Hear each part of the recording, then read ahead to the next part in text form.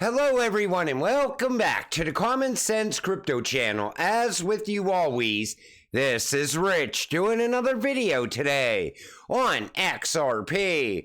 So I hope you're all having a wonderful day today wherever you are in this great world. We're going to talk about XRP. And before I get started, in yesterday's video, I talked about not being a bag holder, and I noticed something in the comments section. Most of you have been paying attention because I see a lot of you saying the same thing. I'm not going to sell my XRP. I'm going to sell other cryptocurrencies that I diversified into instead. And that's a great plan to move forward. And, you know, the only thing that's going to keep me from taking profit on XRP is a few things. Here's what I want to see happen in 2024. Number one, regulations. If regulations come, I'm not taking profits because regulations are what's really going to drive up the adoption of XRP. Number two, the SEC and Ripple come to some sort of settlement. I want to see how quickly after we start to see US adoption for Ripple and XRP. Number three, I want to see how quick that SWIFT gets involved with CBDCs, because that will also give me a better understanding on how quick we could see utility really drive the price of XRP. I want to see at least 1 out of 3 of those things happen before I even consider not taking profit in this next run-up. And the reason I say that is because if I take profit, I could always buy back in if XRP dips. The only thing I see keeping XRP from dipping is its utility. And I want to see that kick in during this next run-up. And, you know, that would affect every single ISO cryptocurrency, in my opinion. It would affect the price of Stellar, XLM, XDC, Algo, IOTA, HBAR, LCX, Nexera, QNT. And I'm going to talk a little bit more about Nexera and QNT as well, because I see people saying, well, Nexera and QNT are ERC20 tokens. Should I sell them now? No, don't sell those two cryptocurrencies. I hold both of them. And let me put it into perspective on how I look at what's going on with the SEC as well. You know, when the SEC called LCX a security, I instantly bought more LCX. When they called Algo a security, I bought more Algo as well. The only one I didn't buy is ADA, but that's because of Charles. Not that ADA is a bad cryptocurrency, it's just I don't like the leadership there, and I can't get past it. Because Charles, he always seems like he's siding with the SEC on one hand, then he's siding with the XRP community on the other hand. He's wishy-washy, and I don't like that when it comes to leadership, especially in a cryptocurrency that I'm going to invest in. But do not sell your Nexera or QNT. Let's see how this all plays out.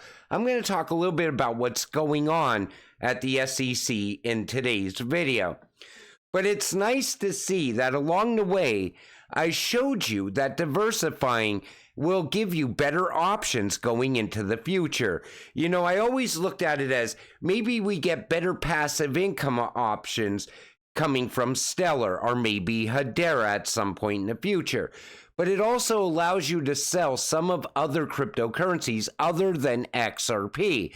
Because I do believe XRP is a very important cryptocurrency to be holding, especially when it comes to the new financial system.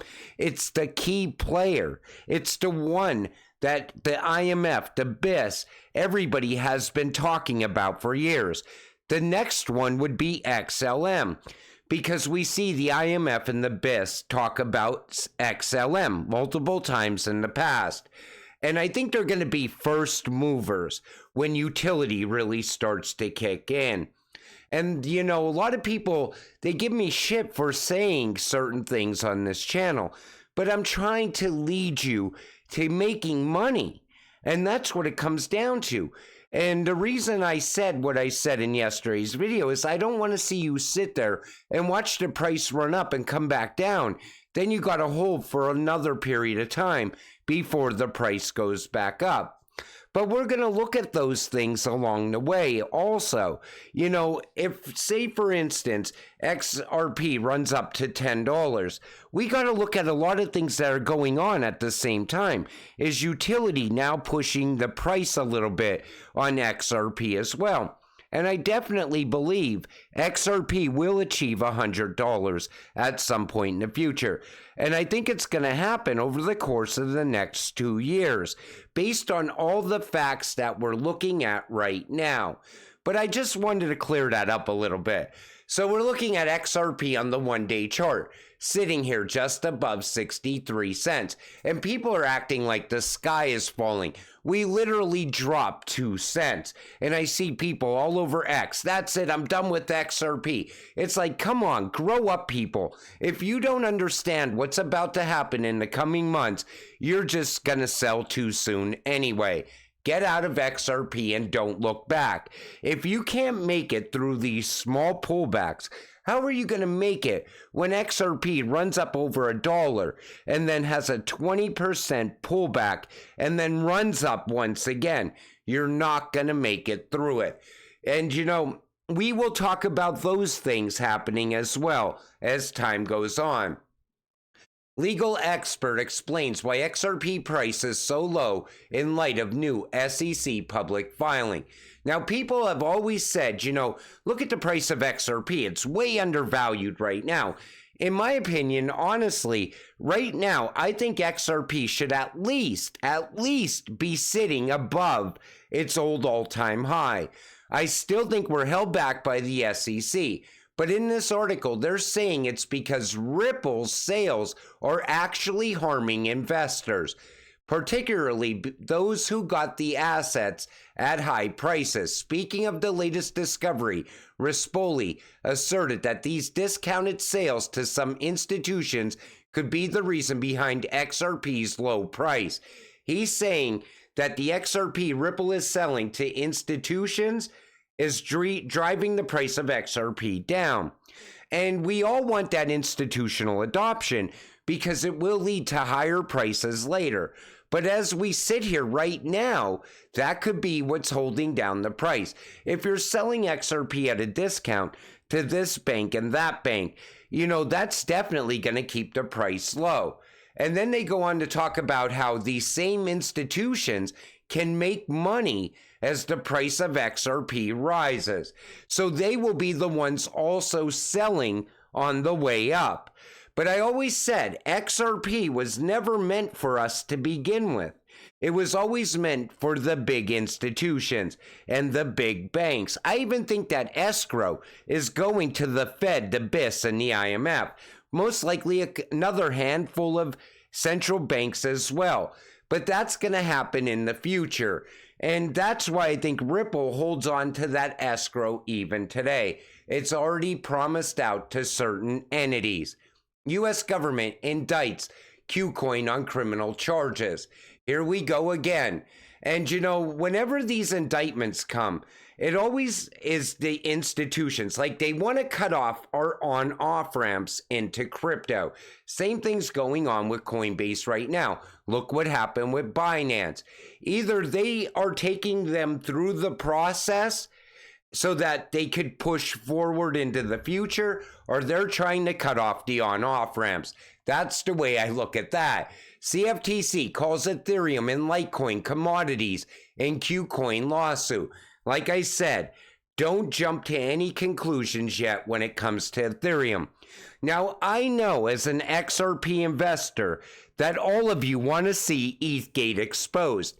I would like to see that happen as well.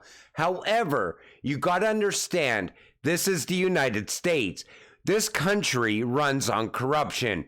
Most likely, ETHgate will never see the light of day. Ethereum will get hit with some big fine, pay the fine, and everything will push forward. I don't think we're going to get what we actually want as retail investors, because somehow, some way, they are going to keep that from getting out. And somebody needs to expose this once and for all, because there's so much corruption that happened with ETHgate. But it's like everything in the United States. You're always hoping for the news to come out and the truth to come out. But the truth always gets buried underneath a stack of cash.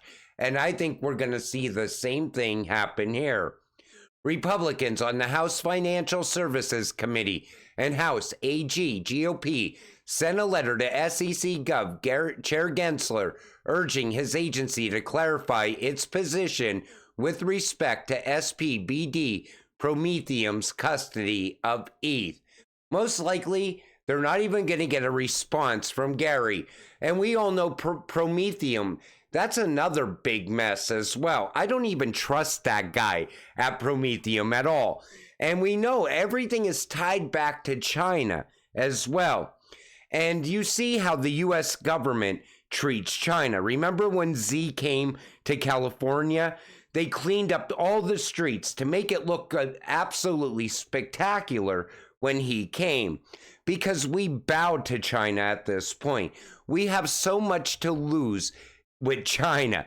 And that's why every time we turn around, things get buried under a pile of cash in the United States. But most likely they will get no answer from Gary. And these letters are all bullshit at this point. Take action. Fire Gary Gensler already so we could all push ahead with innovation and crypto in the United States. Johnny Deaton says, as a private citizen and as a candidate for U.S. Senate in Massachusetts, I'm calling for the resignation of SEC Chair Gary Gensler. Under Gensler, the SEC has forgotten or intentionally abandoned its primary mission in protecting innocent investors. And that's how I look at it as well. Retail was harmed the most due to Gary Gensler's actions. And it's nice to see that that's what Johnny Deaton wants to do once he gets into the Senate. But again, we need this to happen. The day Gary Gensler walks out of the SEC, crypto, I'm talking about every single cryptocurrency, is gonna skyrocket in price. The SEC should pay $15 billion to all XRP hodlers worldwide instead of asking Ripple for $2 billion. Pathetic. I remember when the SEC sued Ripple, 2020, December. I remember so many people selling XRP at a loss, saying they were never coming back. Do you know how many people lost money just in that month alone? XRP investors that left with nothing or next to nothing, lost most of their investment at that time. And I think Gary should have to make up for that. I think the SEC should have to pay back all those retail investors that took a hit on that day. And we're still taking hits even now. I think the price of XRP would be so much higher right now if we weren't tied up with the SEC. And that's why I said, I don't want to take profit on XRP until I see what's playing out at the same time, where we are. Like, I'm talking about as far as regulations, as far as SWIFT, how they're pushing ahead. Because we know Ripple is going to be tied in with SWIFT along the way. And then the other big one is utility driving the price of XRP. And we will cross all those bridges as the price of XRP rises over time. But when you look at XRP sitting here, just around 63 cents, this is an amazing buy-in price. XRP at this price is way undervalued compared to where it's going. And it's not just XRP, it's all of these ISO cryptocurrencies. And you could see the real world use case behind them. You see what they're built to do in the real world. Yet the price does not reflect that type of value. And I think we're going to see this market turn around over the coming months. And then at that point, as the excitement sets in, we will start to see the true value of XRP. But until it all happens, you gotta stay patient, stay positive, and let's get rich together. With that said, I'm gonna wrap up this video. I want to thank you all for watching. I appreciate all of you. I'll see you in the next one. Have a great night.